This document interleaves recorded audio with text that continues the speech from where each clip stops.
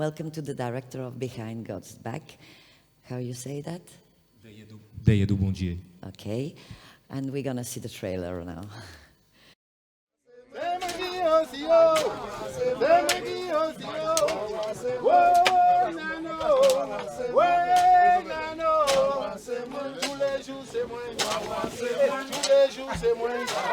Moins qu'à voler dans l'air, moins qu'à voler dans l'air, moins qu'à voler dans l'air, moins qu'à voler dans l'air. Oh.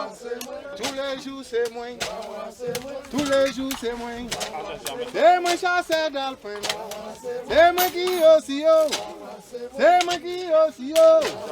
Qui est nano ba moi, ouais nano, ouais nano. Tous les jours c'est moins, tous les jours c'est moins, tous les jours c'est moins. Le colonialisme.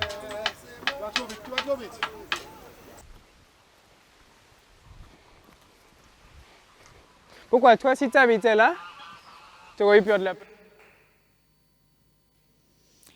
Okay, so it's a really nice movie. Thank you. And it's mixing everything. It's mixing life. It's mixing the nature. It's mixing the history. It mixing the mixture of the people and this community. And first thing, as a documentary, why did you make this? I don't know. So I am from one of the villages. It's 9 villages around the mountains. Actually, not around the mountain, but on the slopes of the mountain. And it's not a mountain, it's a volcano, but Yeah. it hasn't moved for 70 years. So I grew up there, and it was never a volcano for me. It was decoration behind. It was the background in life. And when it actually started to move and to reawaken, so really starting to have fumes and magma, the fact that my whole childhood, where my grandmother is buried, where my grandfather used to take me fishing, all of that would disappear. Yeah. While I was actually trying to conceive with my wife, created a very unique momentum where I had to capture everything that I could.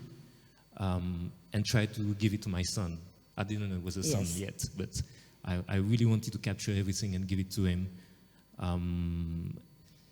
So it's a badly made movie. It's a movie where we spent 20 days going village to village. We would just stand in the middle of nowhere and just let every person that would stop to discuss with us take us to the next person. So we talked to about 70 people, and we were there from 6 in the morning every day in a different place until sometimes midnight or 1 in the morning, just letting people take us into it. But it's a bad movie because obviously it's not very efficient to have 8 terabytes of film, and I had to give a 20-minute movie to university, and I just didn't know what to do with it. It was way too much. So the only way to approach it at the time I found was to use everything as music. So the images, the words, the music, and use it as notes, break it down to exactly the notes, what it means, and we combine it to make a song. So it's a movie in the form, but it's a song, in how you make it. So if you actually understand it, if you hear it more than you see it, and it's also a choice that is based on history.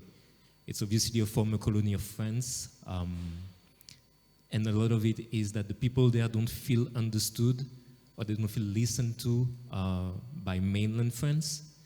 So I'm forcing whoever is looking at it to either look at it, and it's beautiful, not the work, but the island is beautiful, and you have to make the choice whether you read the text, and there is a lot of text, or you actually look at it. And it depends on you what you take out of the movie. So a lot of people find it beautiful, and I think a lot of people that know the story find it actually very distressing. Yeah, probably. I understand French, so I could just listen. And what do you think about about this way to live so close to this big, huge volcano. What is the feeling knowing that one day it can erupt?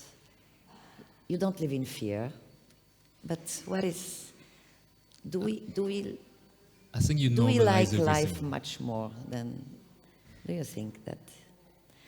That's a good point. I do not know. I think you normalize everything to a certain extent, and you live with that trauma in you, whatever the trauma is. So the main city that disappeared was the central part of Latin America in the 18th, 1700s. It was called the Little Paris of the Caribbean. And every single person that wanted to get cultural life would have to go there. Yeah. Now it's a dead city entirely, where basically nothing happens, and the rate of unemployment is 70%. I forgot your question, but yeah. Yeah, it's okay. Living there, what is the... Yeah, sorry. I think you normalize a lot of things, like the same way people living next to Chernobyl used to think almost like it's normal to have it next to you. This is, as I grew up, for me, it was decoration. It was not like you a volcano. And with a lot of things here, I think a lot of things are so problematic that it's filmography. You actually focus whether on something very far or something very close, and it changes all the time, and you can see the contradiction. Sometimes people are actually scared of it, but then life goes on. Life goes on, yeah, and that's it, what it's shown, life goes on. So, the audience, do you have any questions?